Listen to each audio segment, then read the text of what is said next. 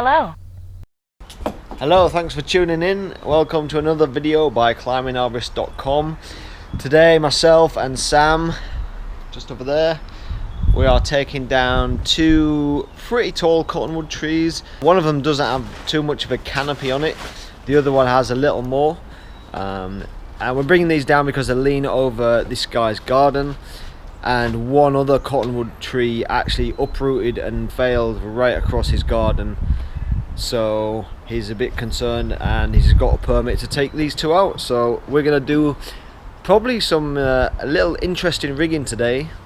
We're gonna rig off another cottonwood tree, both using the same rigging point that's about 20 feet away from both of us. And so we're gonna have to set up a little system for getting the rigging line back to you every time without downtime, without using an extra man on the ground, without all that whipping of the rigging line, especially if it's like just so far away you can never get it. So I'm going to show you a really cool like little retrieval line setup to use. There's myself in one tree, there's Sam in a second tree, and then the rigging point is actually on a third tree, all within quite a close proximity.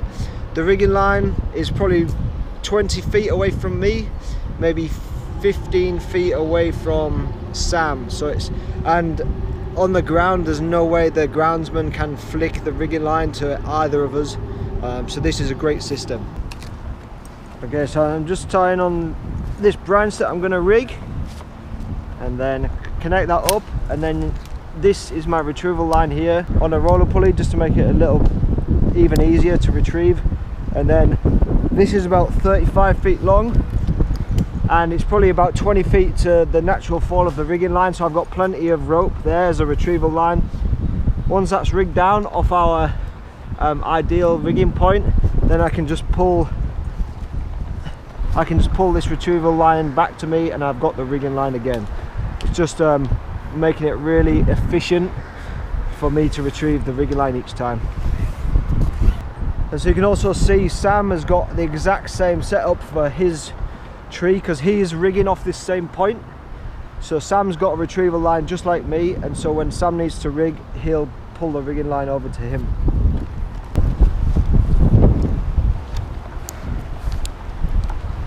Here, pull it, Sammy. Yeah, let go, let go. Pull it again. Okay, Timmy, I'm good to go, buddy. Good to go, yeah.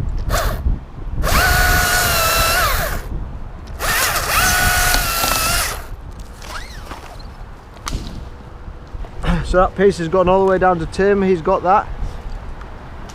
And then you can see where my retrieval line is, just there, just hanging in midair on the rigging line.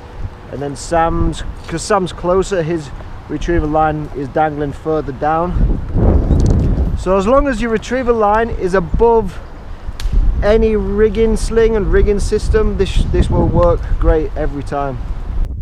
Now it's Sam's turn to rig, so you can see here Sammy's pulling his retrieval line, so he gets the rigging line, and then the grounds person Timmy will pull up the rigging line, and now Sammy can rig. You'll need to pull that up a bit, Tim.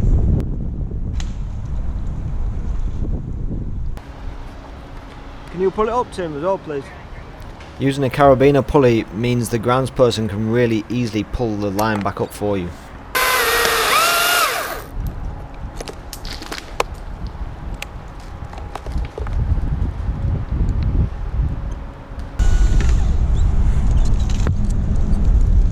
It's a similar sort of size, that last one, maybe a little bit bigger.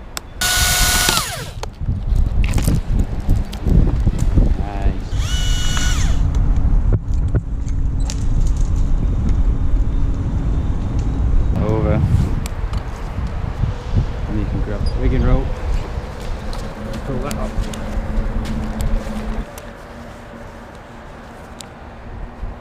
Pull it over to you. If there's someone free on the ground, they can pull the rigging line up to you. It will just go through that roller. Super nice. If everyone's busy, you can do it yourself.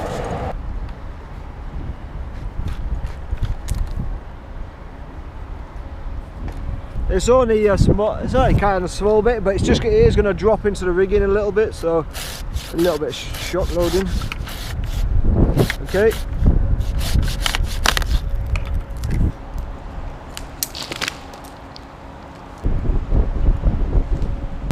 Can I take this next one?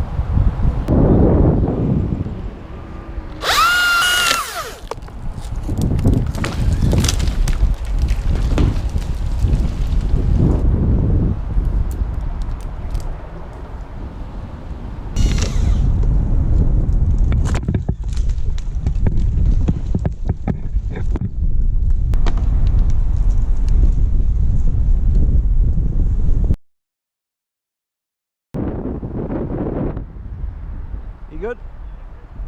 Okay. This is an example of how this system can snag on the retrieval line if you don't have everything set up quite right. So the retrieval line is on the underside because the limb is coming from above, so it's dropping down. Hang on, Tim. Onto the retrieval line, and in this case it gets caught around a little stub on the limb, and so it's snagged on there, and it's kind of pulling down on me, on my harness.